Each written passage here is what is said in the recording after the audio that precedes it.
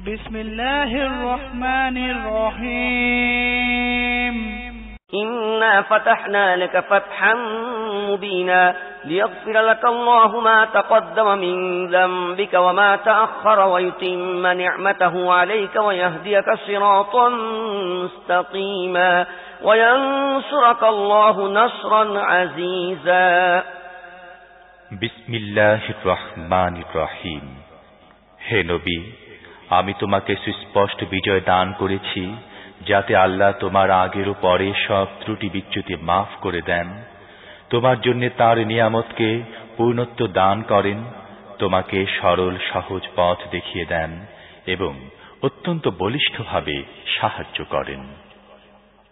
هو الذي أنزل السكينة في قلوب المؤمنين ليزدادوا إيمانا مع إيمانهم ولله جنود السماوات والأرض وكان الله عليما حكيما তিনি তো সে সত্তা যিনি মুমিনদের মনে প্রশান্তি নাযিল করেছেন যাতে তারা নিজেদের ঈমান আরো বাড়িয়ে নেয়।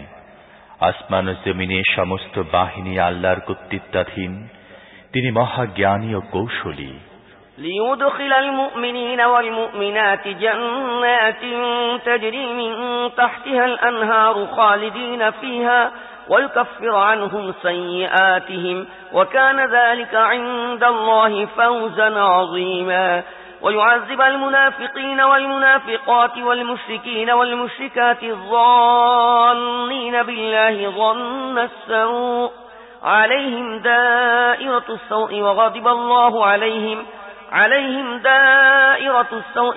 الله عليهم ولعنهم وأعد لهم جهنم وساءت مصيرا ولله جنود السماوات والأرض وكان الله عزيزا حكيما এই কাজ তিনি এজন্য করেছেন যাতে ঈমানদার নারী ও পুরুষদেরকে চিরদিন অবস্থানের জন্য এমন জান্নাতে প্রবেশ করিয়ে দেন যার পাদদেশ দিয়ে ঝর্ণাধারা সমূহ প্রবাহিত হতে থাকবে এবং তাদের মন্দ কর্মসমূহ দূর করবেন।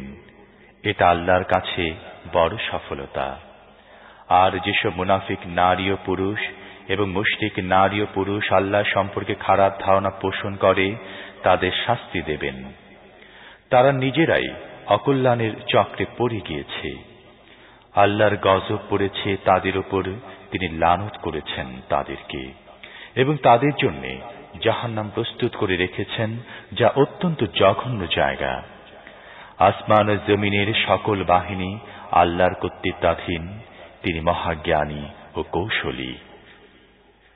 ইন্না আরসালনাকা শাহিদান ওয়া মুবাশশিরান ওয়া নাযীরা لتؤمنوا بالله ورسوله وتعزروه وتوقروه وتسبحوه بكرة وأصيلا إن الذين يبايعونك إنما يبايعون الله يد الله فوق أيديهم فمن نكث فإنما ينكث على نفسه ومن أوفى بما عاهد عليه الله فسيؤتيه أجرا عظيما হে নবী, আমি তোমাকে সাক্ষ্য দানকারী, সুসংবাদ দানকারী এবং সতর্ককারী হিসেবে পাঠিয়েছি যাতে হে মানুষ তোমরা আল্লাহ ও তার রাসূলের প্রতি ঈমান আনো, তাকে সাহায্য করো, তার প্রতি সম্মান ও মর্যাদা দেখাও এবং সকাল ও সন্ধ্যায় তার পবিত্রতা বর্ণনা করো। হে নবী, যারা তোমার হাতে বায়াত করছিল প্রকৃতপক্ষে তারা আল্লাহর কাছেই বায়াত করছিল। তাদের হাতের ওপর ছিল আল্লাহর হাত। যে এ প্রতিজ্ঞা ভঙ্গ করবে তার প্রতিজ্ঞা ভঙ্গ করার অশুভ পরিণাম তার নিজের উপরই বর্তাবে। আর যে আল্লাহর সাথে কৃত এই প্রতিশ্রুতি পালন করবে, আল্লাহ অচিরেই তাকে বড় পুরস্কার দান করবেন।